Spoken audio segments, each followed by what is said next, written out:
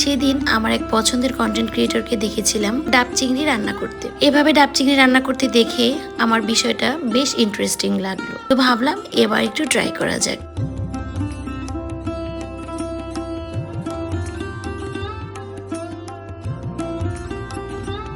তো তারপর আমি তারটা দেখে নিজের মতো করে এই ডাব চিংড়িটা রান্না করে ফেললাম। প্রথমে আমি কিছু চিংড়ি মাছ নিয়েছি, এগুলোকে আমি হলুদ আর লবণ দিয়ে ভেজে নিয়েছি। এরপর আমি একটা পেস্ট তৈরি করে নিয়েছি, যেখানে আমি দিয়েছি হলুদ, সর্ষে, পোস্তদানা, কিছুটা দিয়ে দিয়েছি ডাবের শাঁস, কাঁচামরিচ আর লবণ। আপনারা যদি চান এখানে আপনারা পেঁয়াজ রসুন অ্যাড করতে পারেন।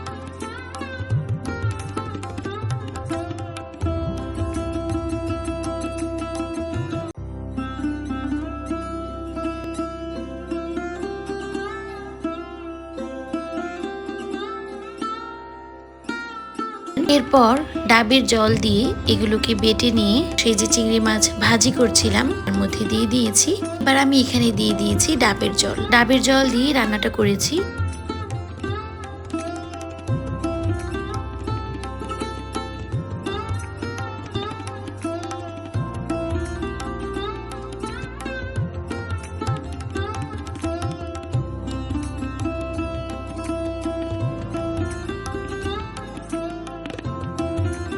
এগুলো যখন ভালোভাবে ফুটে উঠেছে, তখন আমি এর মধ্যে দিয়ে দিয়েছি ঘন দুধ। এখানে কিন্তু ডাবের দুধ ইউজ করতে পারেন, আমার কাছে ঘরে ছিল না।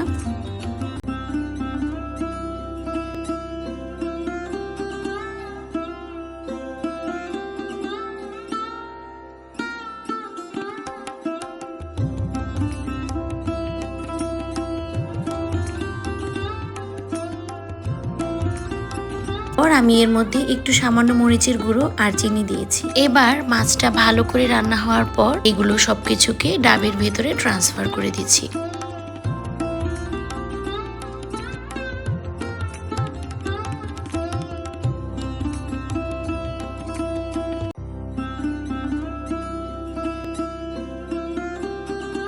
প্রথমে ভেবেছিলাম কড়াইয়ে জল দিয়ে ভাপাবো, তারপরে ভাবলাম যে সরাসরি একদম চুলায় বসিয়ে দেই। তাই করলাম, সরাসরি চুলায় বসিয়ে দিয়েছিলাম। যেহেতু আমি পুরোটা রান্না কমপ্লিট করেই ফেলেছিলাম, যেহেতু ডাবের ভেতরে না দিলেও চলতো। আমি যদি সবকিছুকে একসঙ্গে বেটে চিংড়ি মাছটাকে ভেজে হাতে মাখিয়ে তারপর ডাবের ভেতরে দিতাম, তাহলে এই প্রসেসটা ঠিক ছিল। তবে যেহেতু এটা আমার প্রথম রান্না ছিল, তাই আমি যেভাবে দেখেছিলাম প্রসেসিংটা সেভাবেই করেছি। রান্না করতে গিয়ে বুঝলাম যে এই স্টেপটা না করলেও সমস্যা নেই। যাই হোক, রেসিপিটা কিন্তু আমার কাছে দারুণ লেগেছে। আপনারা ট্রাই করতে পারেন। সবাই ভালো থাকবেন। ধন্যবাদ সবাইকে।